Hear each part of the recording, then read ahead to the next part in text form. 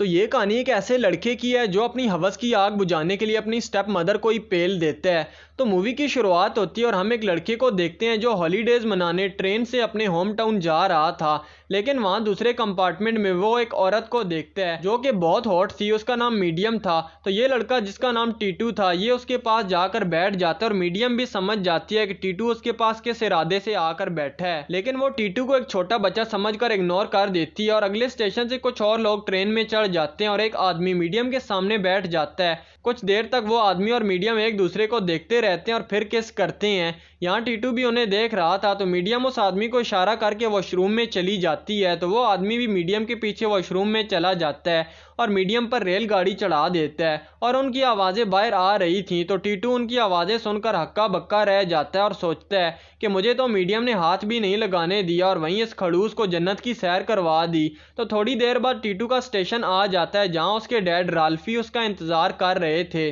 तो वो टीटू को देखकर बहुत खुश होते हैं और उसी ट्रेन से राल्फी की गर्लफ्रेंड यानी टीटू की स्टेप मदर भी आ रही थी। तो वो उसे ढूंढने लगते हैं। तो जब टीटू अपने डैड की गर्लफ्रेंड को देखता है तो उसके होश उड़ जाते हैं, क्योंकि वो कोई और नहीं बल्कि मीडियम ही थी जो कुछ देर पहले ट्रेन में एक अनजान आदमी के साथ कांड कर रही थी। पर टीटू इस बारे में कोई बात नहीं बोलता और ये लोग घर आ जाते हैं। तो घर आकर मीडियम राल्फी को ट्रेन में हुए कांड के बारे में बताती है, लेकिन राल्फी उसे एक मजाक समझकर हंस देता है। वहीं उनके घर में एक लड़की सिंदोरा थी जो कि टीटू के डैड राल्फी की कज़न थी और उसका सिल्वाना नाम की मेड के साथ अफेयर चल रहा था और वो कई बार मज़े लेती थी।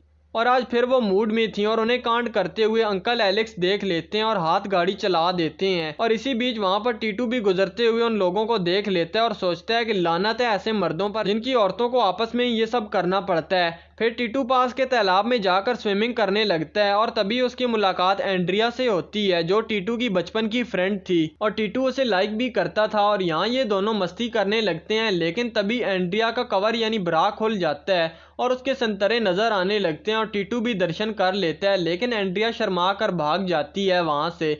अगले दिन जब वो दोबारा स्विमिंग करने के बाद धूप सेकने लगते हैं तो एंड्रिया टीटू को कहती है कि मेरी बैक पर क्रीम लगा दो। तो टीटू एंड्रिया को टच करता है तो उसका छोटा छतरी जाग जाता है और वो एंड्रिया का कवर खोलने की कोशिश करता है, लेकिन वो मना कर देती है। लेकिन फिर वो भी मज़े लेने के लिए तैयार हो जाती है। तो ये सुनकर टीटू कहता है कि मेरा फर्स्ट टाइम है, इसीलिए हम यहाँ खुले में नहीं करेंगे, जब भी करेंगे रूम में पर्दे गिराकर लाइट्स ऑफ करके करेंगे। तो एंड्रिया भी मान जाती है और अगले दिन टीटू का कज़न अफगानी सिगरेट ले आता है और टीटू एंड्रिया और टीटू का कज़न अफगानी सिगरेट के धुएं से छल्ले बनाते हैं। और नशे में होने की वजह से टीटू का कज़न एंड्रिया को टच करने लगता है क्योंकि वो भी उसे लाइक करता था, लेकिन ये चीज़ टीटू को बर्दाश्त नहीं होती। तो वो अपने कज़न को पानी में गिरा देता है, पर उसके कज़न को तैरना नहीं आता था, इसीलिए वो वहीं पर डूबकर मर जाता है और काफ़ी ढूंढने के बाद पुलिस को उसकी लाश मिल जाती है। इस हादसे से टीटू को बहुत जोर का झटका लगा था क्योंकि उसकी वजह से उसके कज़न की डेथ हो गई थी और इस राज को टीटू और एंड्रिया छुपा कर ही रखते हैं सबसे।